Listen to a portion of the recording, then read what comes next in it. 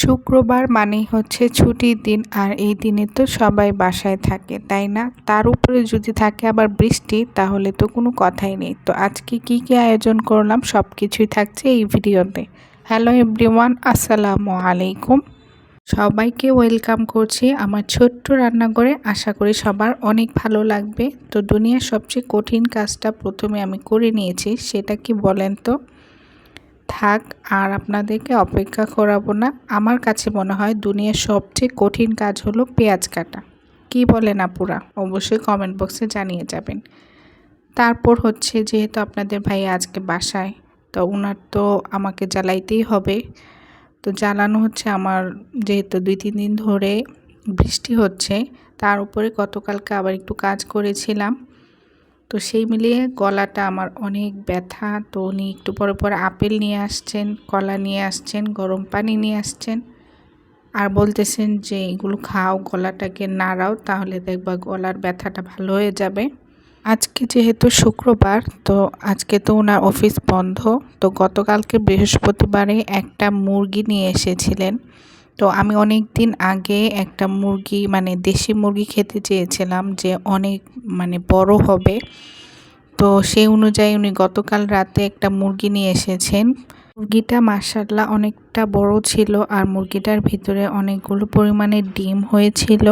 তো এখানে আমি মুরগিটা রান্না করার জন্য প্রথমে পেঁয়াজটাকে ভেজে নিয়ে তারপর হচ্ছে মশলা দিয়ে নিলাম। হলুদ, মরিচ গুঁড়া, জিরা, ধনিয়ার গুঁড়া, গরম মশলার গুঁড়া, তো আদা রসুন বাটা দিয়ে এখন মশলাটাকে কষিয়ে নিয়েছি। মনে হয়েছে যে আরও কিছুটা তেল লাগবে, তো এখন আরও কিছুটা তেল দিয়ে মশলাটাকে আমি ভালো করে কষিয়ে নিব। আর স্বাদ মতো কিন্তু লবণও দিয়েছি। উনি আমাকে সারপ্রাইজ দিলেন, তো আমি কি ওনাকে ভালো করে রান্না করে খাওয়াবো না, বলেন তো আপু ভাইয়ারা?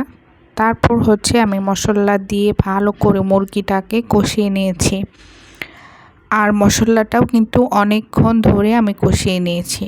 তো এখানে মুরগিটা আমি দিয়ে দিলাম। তো মুরগিটা আমি কাটার পর তারপর হচ্ছে পানিটা ভালো করে ঝরিয়ে তারপর টক দই আর হচ্ছে বাদাম বাটা দিয়ে সামান্য একটু লবণ দিয়ে মুরগিটাকে আমি মাখিয়ে রেখেছিলাম, আর এইরকম সাইজ করে কেটেছি মুরগিটা।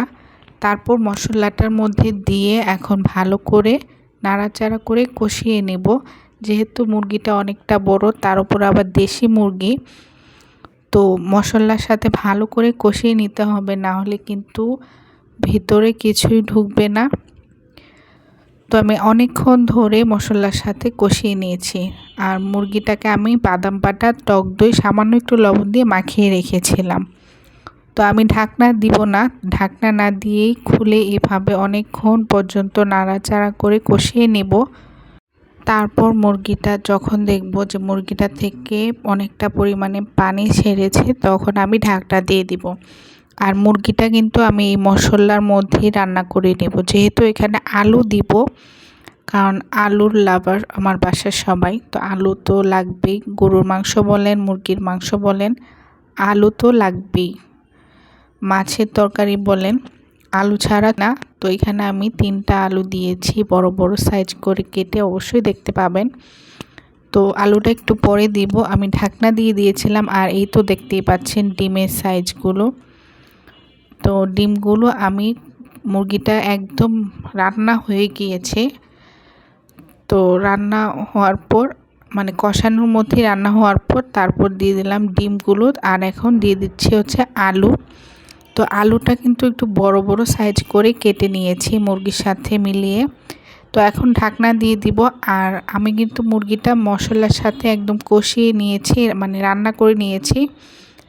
এখন শুধু ঢাকনা দিয়ে দেওয়ার পর আমি খুলে ভালো করে নাড়াচাড়া করে ঝোলের জন্য পানি দিব, আলুটা সেদ্ধ করার জন্য আর কিছুটা ঝোল থাকবে, তার জন্য কিন্তু পানিটা দেওয়া। তো এই তো দেখতেই পাচ্ছেন পানিটা দিয়ে আমি ঢাকনা দিয়ে দিয়েছিলাম। আর এই যে দেখতেই পাচ্ছেন যে মুরগিটা কতটা লোভনীয় হয়েছে। তো আপনারা যারা এভাবে রান্না করে মুরগি খাননি, অবশ্যই খেয়ে দেখবেন। তারপর হচ্ছে শুধু মুরগি খেলেই তো আর হবে না, সাথে তো একটু পোলাও লাগবে, তাই না? তো আমি এখানে একটু পোলাও রান্না করি।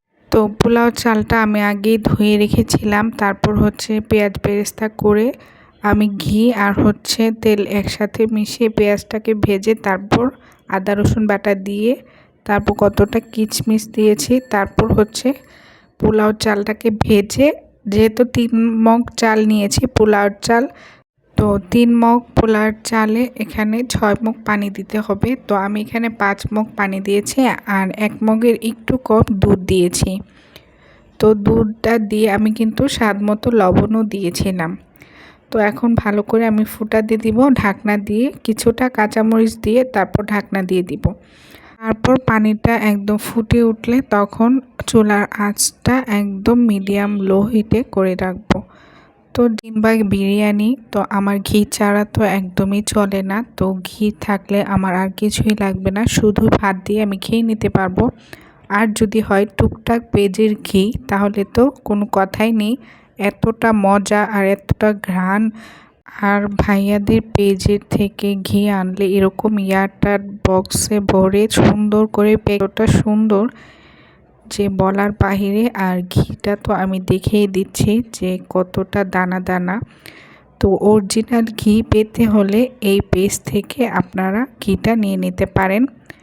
তো আপনাদের সুবিধার সাথে আমি স্ক্রিনে পেজের নাম আর কন্ট্যাক্ট নাম্বার দিয়ে দিয়েছি। তো আজকের ভিডিওটা আপনাদের কাছে কেমন লেগেছে অবশ্যই কমেন্ট করে জানিয়ে যাবেন। আর কোনো ভুল ত্রুটি হলে ক্ষমা সুন্দর দৃষ্টিতে দেখবেন। এই পর্যন্তই, সবাই ভালো থাকবেন। আল্লাহ হাফেজ।